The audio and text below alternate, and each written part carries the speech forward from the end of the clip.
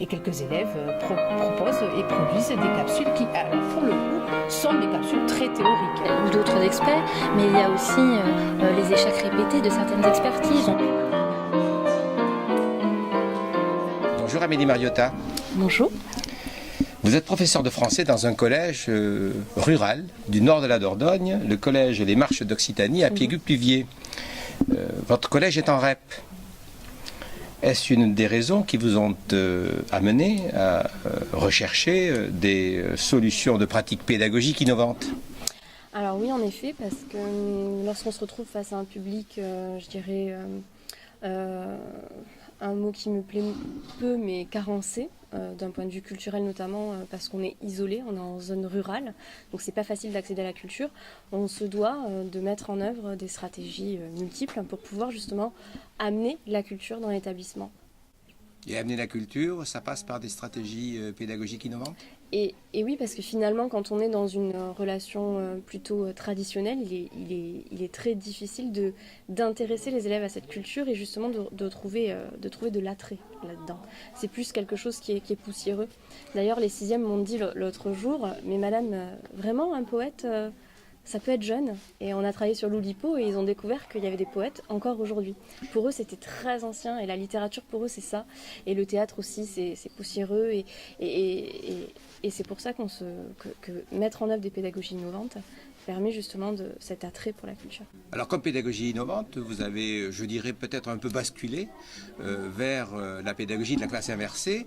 Ce choix s'est fait brutalement. Est-ce que ça a été progressif ? Comment ça s'est construit ? Alors j'ai eu une formation durant laquelle j'ai rencontré Olivier Quinet, qui m'a fait découvrir la pédagogie inversée et ensuite qui m'a dirigée vers Marie Soulier. Et donc je suis allée sur son site, j'ai volé toutes les idées de Marie Soulier, que je remercie encore aujourd'hui.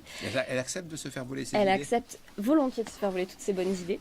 Et donc ensuite, une fois que je me suis sentie un petit peu à l'aise avec tout ça, je l'ai contactée et depuis on est devenus amis. Voilà. Et quand on est amis, on peut travailler ensemble ? Ah oui, bien mieux d'ailleurs. Alors bon, la pédagogie de la classe inversée, certains disent qu'on ne peut pas se passer du numérique, c'est vrai ? Alors, pour faire une capsule, alors c'est pas le cœur de la pédagogie inversée, mais pour faire une capsule, il est évident que c'est difficile de faire une capsule sans l'outil numérique.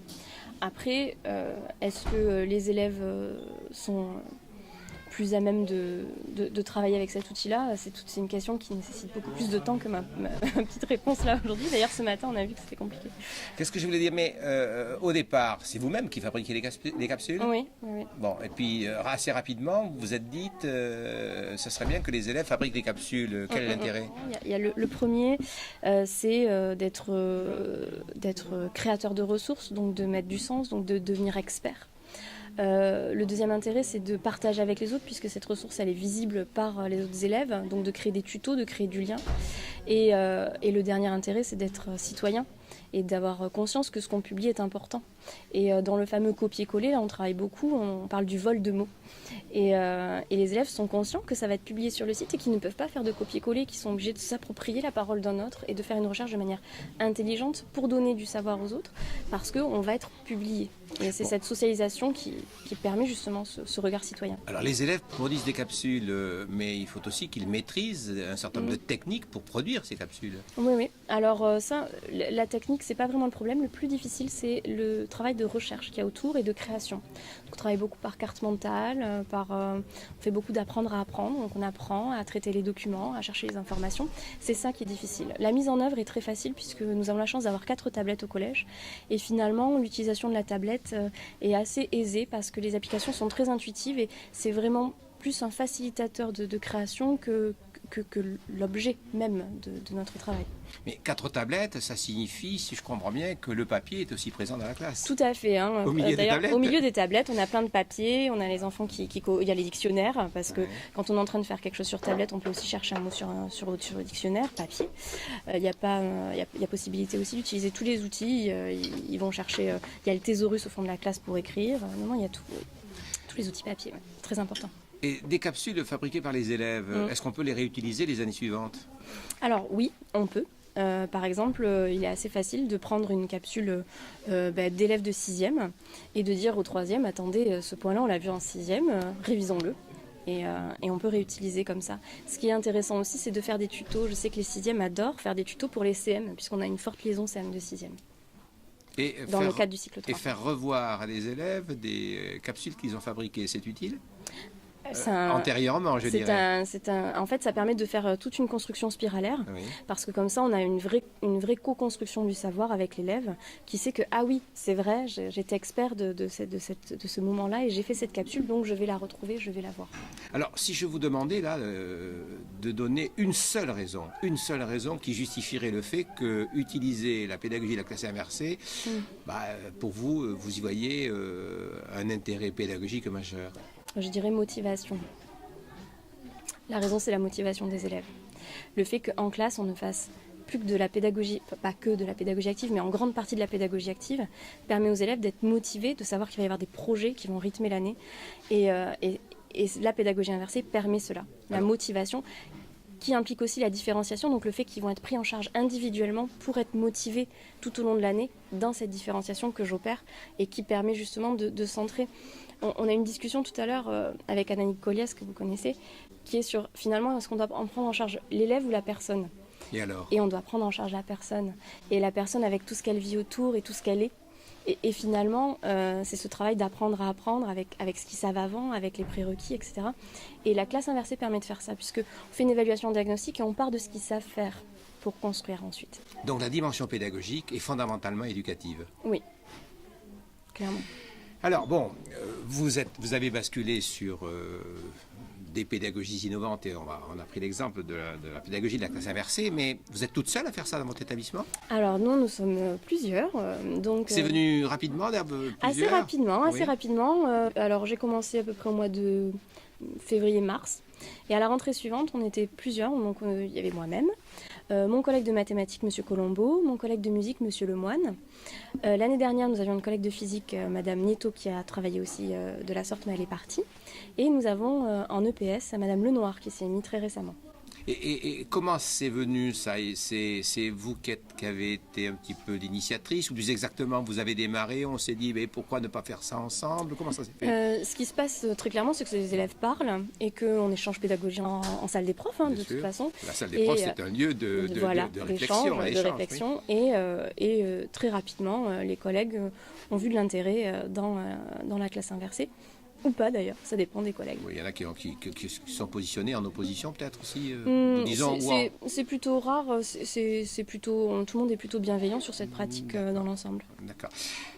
Démarche pluridisciplinaire ou non ? Oui, énormément. On a beaucoup de projets pluridisciplinaires. Au collège, on a eu la chance d'avoir une équipe très soudée. On a notamment un projet en 5e qui s'appelle Les Quêtes en Occitanie, où on a inventé un personnage que l'on suit et que l'on aide. Le troubadour local. Donc on l'aide dans la quête du cœur de la dame à travers plein d'activités. Et nous sommes 9 professeurs à travailler sur ce projet. Bon, vous entrez dans votre classe là ce matin, c'est une classe de... Alors on a au maximum 23 élèves. Mais de 3e... alors de 6e à la 3e. De 6e, on va prendre par exemple la classe de 6e, vous entrez dans la classe ce matin, donc si j'ai bien compris, ils ont eu une capsule et un document à voir auparavant. Vous faites quoi ? On ne fait que des activités, c'est-à-dire qu'on travaille sur des tâches complexes, on fait ensemble du travail de recherche, on apprend à apprendre, on est sur une démarche de ceinture de compétences. Donc avec un plan de travail et de progrès. Donc l'élève est en autonomie, il est guidé bien sûr par moi, mais il y a un vrai travail de groupe, puis de travail individuel avec une prise en charge vraiment différenciée. Alors explicitons les ceintures de compétences, parce que si je comprends bien, vous avez mis aussi une démarche d'évaluation des élèves particulière. Oui, alors en fait, la pédagogie inversée implique donc au retour en classe après avoir vu la capsule une évaluation diagnostique pour voir ce que l'élève a compris de la capsule, ce qui est essentiel. Et donc à ce moment-là, on crée plus ou moins des groupes de travail et les élèves ne travaillent pas forcément sur les mêmes objets en fonction de là où ils sont arrivés dans leur connaissance ou dans leurs compétences, ça dépend de ce qu'on travaille. Et donc à ce moment-là, on travaille sur des ceintures différentes. Chaque enfant a son plan et évolue à son rythme, en sachant que j'aime bien quand même même qu'il y a une trame commune, c'est-à-dire que tous les élèves ont à un moment donné des activités aussi où ils sont en hétérogénéité et où il y a un partage et un travail aussi en co-réflexion. Voilà. Donc travail coopératif par les élèves, travail d'accompagnement par le professeur. Est-ce que le statut du professeur dans la classe, selon vous, a changé? Oui, alors ça se traduit par des phénomènes physiques, c'est-à-dire que je n'ai plus du tout mon bureau collé au tableau. Mon bureau, il est au centre de ma classe, enfin au centre, pas au milieu, mais des accès bien sûr, et avec des îlots tout autour. Le tableau, c'est le lieu où les enfants font des présentations. Les enfants sont scripteurs en fait. Moi, je laisse très souvent les élèves écrire la trace écrite. Et puis en fait, j'ai une petite bibliothèque avec des livres ils sont autonomes, ils vont chercher un livre, ils le reposent, ils le prennent. Tiens, on a étudié ça, je vais prendre un livre pour aller un peu plus loin. Et un coin lecture avec un coin jeu pour quand on a fini une activité et qu'on a terminé aussi les activités suivantes, on peut travailler ensemble sur des jeux éducatifs. Ces élèves pratiquent la pédagogie de la classe inversée en collège, ils vont arriver au lycée. C'est pas du tout cela qui est mis en place? Oui, c'est une bonne question. Et donc là, j'ai croisé la semaine dernière des élèves de 3e qui m'ont dit qu'en français, ça allait très très bien. Parce qu'en fait, la pédagogie inversée permet de faire tellement d'activités en classe qu'on prépare les élèves à la prise de notes, on prépare les élèves aux commentaires, on prépare les élèves à travailler en autonomie, on prépare les élèves à tout ça. Et finalement, c'est très exigeant la classe inversée.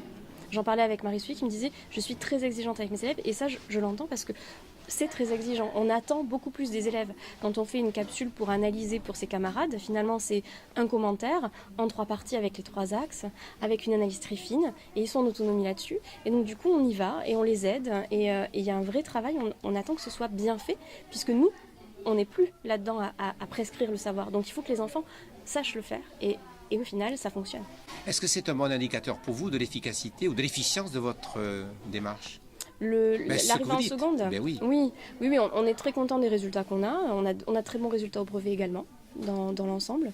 Je ne sais pas si c'est dû essentiellement au français, mais en tout cas, on est plutôt content des progrès qui sont engagés. Mais je pense que c'est dû également, non pas forcément à la classe inversée, mais aux moyens qui sont mis en œuvre dans notre REP, puisqu'on a beaucoup, on est très chanceux, on est très bien doté en heures, et on a la possibilité de faire des dédoublements, de faire de l'accompagnement personnalisé, de faire du tutorat avec les élèves, et tous ces systèmes, toutes ces aides, je pense, permettent de justement mettre en œuvre la réussite des élèves. Alors, dans la discussion que nous avons eue avant cet entretien, vous m'avez dit, et parce que je vous ai questionné, je vais vous reposer la question, qu'il est toutefois nécessaire pour chaque professeur, et pour vous en particulier, d'avoir une formation, de s'initier à un certain nombre de concepts théoriques pour pouvoir avancer dans cette pratique pédagogique.